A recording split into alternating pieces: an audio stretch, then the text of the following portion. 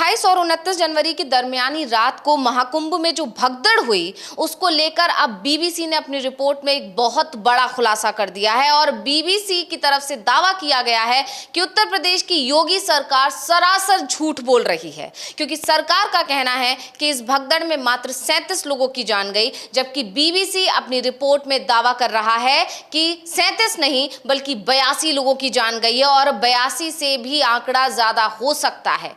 यही नहीं, बीबीसी ने इस बात का भी खुलासा किया है कि 37 लोगों के परिवारों को 25-25 लाख का मुआवजा दिया गया है, जबकि जो दूसरे परिवार हैं उन परिवारों को इस मामले को दबाने के लिए 5-5 लाख रुपए कैश दिया गया। और ये कैश किसी और ने नहीं बल्कि यूपी पुलिस के अधिकारियों ने परिजनों को जाकर उनके घर पर दिया। और इसके अलावा उन परिवारों का ये भी दावा है, कह सकते हैं कि आरोप है, कि उनसे उनकी मर्जी के बिना कई पेपर्स पर हस्ताक्षर भी कराए गए। और अब बीबीसी की जो रिपोर्ट है, इसके आने के बाद बुरी तरह से योगी सरकार घिर गई है। तो अविनाश जी, आपके पास आना चाहूंगी, किस तरह से बीबीसी की रिपोर्ट ने विपक्ष के दावों पर मोहर लगा दी। आपको याद होगा कि सपा सांसद जया बच्चन ने भी बहुत सारे दावे किए थे, मल्लिकार्जुन खड़गे, राहुल गांधी, अखिलेश यादव, लगातार संसद में इस मुद्दे को उठाया गया था और संसद में बार बार ये पूछा जा रहा था कि आखिर सही आंकड़ा क्यों नहीं बता रही है सरकार, और सरकार सरासर लगातार झूठ बोलती रही। लेकिन अब बीबीसी की रिपोर्ट ने विपक्ष को एक बड़ा मुद्दा थमा दिया है। नहीं, बिल्कुल, क्योंकि जो जब घटना घटी थी 29 जनवरी की जो रात को घटना घटी, उसके बाद से ही इस मुद्दे को लेकर लगातार सवाल उठ रहे थे। 12 बजे तक, दोपहर तक जो प्रशासन था और पुलिस की तरफ से यही कहा जा रहा था कि भगदड़ हुई नहीं है, हल्की जो फुल्की धक्का मुक्की हुई है और किसी की जान नहीं गई है। उसके बाद जितने लोगों ने दावे किए थे कि 5 की जान चली गई या 10 की जान चली गई, उनके खिलाफ FIR दर्ज करने की तैयारियां तक कर ली गई थी। लेकिन बाद में जब प्रधानमंत्री की तरफ से ये बयान आ गया कि कुछ पुण्यात्माएं की उस वक्त वो रैली कर रहे थे और उस दौरान उन्होंने कहा कि कुछ पुण्यात्माओं को हमने खो दिया है, तो उसके बाद जब प्रधानमंत्री ने खुद कबूल कर लिया, उसके बाद सरकार की तरफ से जब जिला प्रशासन ने उसके बाद एक PC की और बताया कि 29 लोगों की जान चली गई है। बाद में ये आंकड़ा बढ़कर 37 हो गया था। लेकिन सबसे बड़ा सवाल तो यही है कि जिस तरीके से बीबीसी ने दावा किया है, और बीबीसी का ये कहना है कि उसके पास में उस घटना के फुटेज भी हैं, कि उनके परिवार ने, जो जिन लोगों की मौत हुई थी उनके परिवारों ने उपलब्ध कराए हैं, फोटोग्राफ्स भी हैं। और ऐसे में जो बीबीसी की रिपोर्ट है उसको झुठलाना आसान नहीं है। अब यह सरकार को बताना है कि बीबीसी सच बोल रहा है या झूठ बोल रहा है, क्योंकि विपक्ष लगातार सवाल कर रहा है संसद में, राज्यसभा में, क्योंकि उस समय बजट सत्र चल रहा था। और बजट सत्र में विपक्ष के नेता मल्लिकार्जुन खड़गे ने जब यह सवाल किया था कि जो महाकुंभ में हजारों लोगों की जान चली गई, तो तुरंत ही जो राज्यसभा में नेता हैं राज्यसभा में जो नेता हैं JP नड्डा, उन्होंने तुरंत ही खड़े होकर कहा था कि आप झूठ बोल रहे हैं। तो JP नड्डा को उस समय जवाब दिया था कि आप ही बता दीजिएगा कि कितने लोगों की जान गई है, क्योंकि जो आंकड़े आ रहे हैं उन पर हमें किसी को भरोसा नहीं हो रहा है। और उस पर सरकार चुप हो गई थी। लेकिन आज बीबीसी ने जो अपनी रिपोर्ट जारी की है, उसमें साफ साफ बताया गया है कि 82 लोगों के पास तक तो पहुंच चुके हैं। इसके अलावा कई और भी लोग हैं जहां तक अभी तक पहुंच नहीं पाए हैं, इसलिए यह संख्या उससे ज़्यादा हो सकती है। और दूसरा कि सरकार की तरफ से जिन लोगों को 5-5 लाख रुपए का मुआवजा दिया गया, उसकी कहीं कोई जानकारी नहीं है। ये पैसा कहाँ से दिया गया, किस मद से आया है, इसके कोई रिपोर्टिंग नहीं की गई है। तो ऐसे में सवाल ये भी उठ रहा है कि जिन लोगों को 5-5 लाख रुपए दिया गया, तो ये संख्या करीब 1 करोड़ से ज़्यादा रुपए होती है, तो वो 1 करोड़ रुपए कहाँ से आया, ये भी सवाल सरकार से ही पूछे जा रहे हैं। जी बिल्कुल, बीबीसी करीब 26 परिवारों की पड़ताल की बीबीसी ने और उन 26 परिवारों से जाकर बातचीत की।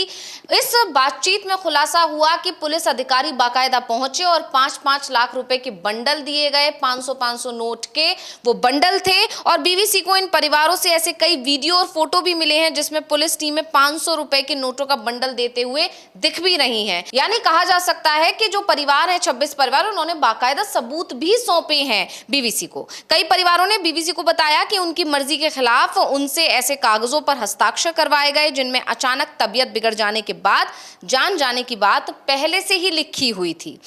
जबकि उत्तर प्रदेश सरकार की अगर बात की जाए, यानी कि सीधे सीधे सीएम योगी की और योगी सरकार की बात की जाए, तो उन्होंने बताया था कि कुंभ मेले में 66 करोड़ लोग पहुंचे। 13 जनवरी से 26 फरवरी तक ये मेला करीब 4000 हेक्टेयर के इलाके में फैला हुआ था। उत्तर प्रदेश के मुख्यमंत्री योगी आदित्यनाथ ने 19 फरवरी को विधानसभा में बताया था कि 29 की रात्रि में संगम नोज के पास 1:10 से लेकर 1:30 तक के बीच ये दुर्भाग्यपूर्ण घटना घटित हुई।